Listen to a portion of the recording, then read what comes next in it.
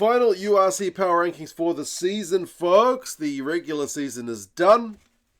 We have the actual table, which includes the teams which made the playoffs. But how are the power rankings tracking in terms of the form of the sides? We'll start from bottom to top, including the ones that didn't make the playoffs. You guys can let us know your thoughts on how things are going to track and if anyone can beat number 1 side, Leinster. Number 16 side on the table and the power rankings is the Dragons. They only won 1 game all season, and there's seemingly a bit of doubt about the number of teams that will be going forward in the future of Welsh rugby, but that is one we will monitor with some interest. But for now, power rankings say the table is right, and I don't think anyone would argue that the Dragons have been the bottom side all season. Zebra, despite some bright spots this season, in the final round of the power rankings, dropped down 1 spot, which also matches their spot on the table. Couldn't quite get that next win, which would have, I think, made it one of their best. Is it the best win in their best season in their history? Not quite, but certainly they had a lot better season than I've ever seen them play. That is for sure. That means Connacht go up 1 spot with their final round win over Zebra. So well done to Connacht. It's been a pretty disappointing season for them. They are actually 13th on the table, but the power rankings has got them a bit lower because their end of the season, to be honest, was not pretty, and neither was it pretty for Ulster. Goodness me. There were times in the URC when all 4 Irish sides would be in the top 8 of the power rankings, and it seemed like the competition was just structured wrong, because how could the Irish sides have to play each other so often? Well, this year the Irish sides, well, 2 of them, Ulster and Connacht, have both struggled.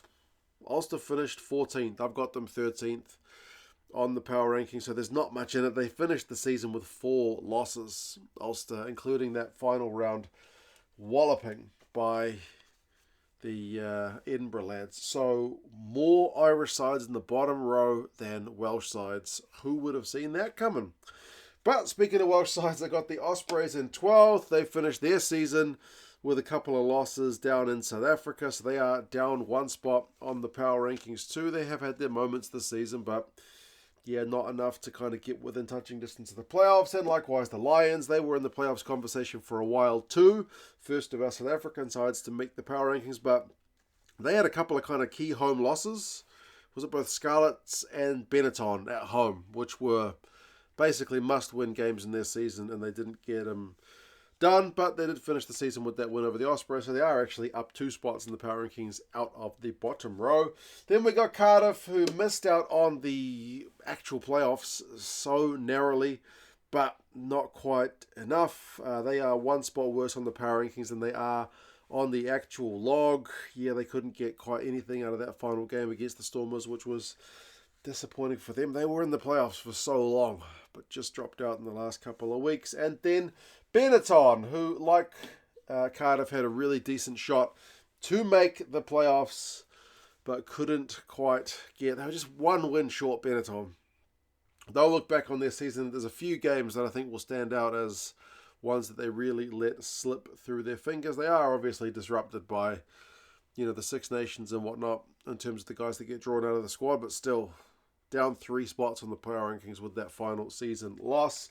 Then they get into the playoff sides, and it's maybe a little bit controversial, but Glasgow, who are a top 4 side on the table, are 8th on the power rankings, down 1 spot.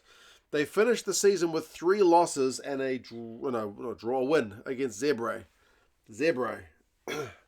So the season didn't finish that well. I know that the last game they only lost to Leinster relatively tightly, and it was a real arm wrestle game, but Glasgow don't go into the finals in hot form. That is just a fact. Scarlets are facing Leinster in their playoff game. Got them in 7th. They're also down 2 spots on the power rankings. They had a pretty strong finish to the season, which got them into the playoffs, albeit their last game against the Sharks was limited to just 3 points from the boot of Sam Costello with a drop goal. Then you got Edinburgh in 6th on the power rankings. They are 7th on the table, up 3 spots. A couple of wins over lowly Connacht and Ulster sees them boosted into the playoffs. So they had a pretty decent run in, whereas some sides had a tough run in the final few rounds against some tough teams away. Edinburgh were, I guess, lucky enough just the way that the draw was structured, that they finished. Again, you wouldn't have known that at the start of the season that those were going to be kind of easy games. But yeah, they had very winnable games in their kind of tail end of the season, and they managed to get the win. So they get themselves into the playoffs. And then there's Munster, who've been a real Jekyll and Hyde team this year. I wouldn't say their recent performances are fantastic, but hey, 2 in a row. 2 home wins in a row to end their season, and kind of like a knockout game against Benetton. Whoever wins that's going through. So high pressure stakes, and Munster get the job done. So hopefully that kind of hardens them as we head into the playoffs. Munster are 6th on the actual table. Then there's the top 4. Got the Stormers in 4th, who, like, they're a real up and down side, but I think they've won 6 of their last 7. So form seems pretty decent to me. They'll give Glasgow a real good run in their playoff game. Then there's the Sharks, who, despite finishing 3rd, still attract more criticism than I think any other team in the URC. Partly it's because of the roster. They've got a really good roster, but they finished 3rd. Partly it's because the playing style at times can be pretty ugly. Case in point, that final game against the Scarlets this season. But they finished 14th last year, so that is a hell of an improvement from the Sharks, although none of us are convinced just yet. Then there's the Bulls in 2nd, who finished the season very strong at Loftus. They are a tough outfit. And then Leinster, who are seemingly a cut above, but still yet to get their hands on a URC trophy. They are in 1st. That is the way the power rankings have spat out for the final round. So it is still the same amount of teams. Like, these teams all made the playoffs in the top 8 of the power rankings. It's the same as the teams that didn't, but the order is a little bit different from the actual table, with the biggest differentiator being Glasgow, whose tail end of the season has not been as good. Remember, they were in 2nd for such a long time, but they've finished 4th on the actual table with, as I said, not the best run-in, injuries and tough opponents and whatnot, but still, yeah, will be interesting to see how they go. You guys let us know your thoughts. Regular URC season has been really interesting to watch. I am keen to see how the playoffs go. Subscribe to the channel if you haven't done so yet, because there'll be more URC coverage to come. But you guys take care, and I'll talk to you guys again soon. See you later.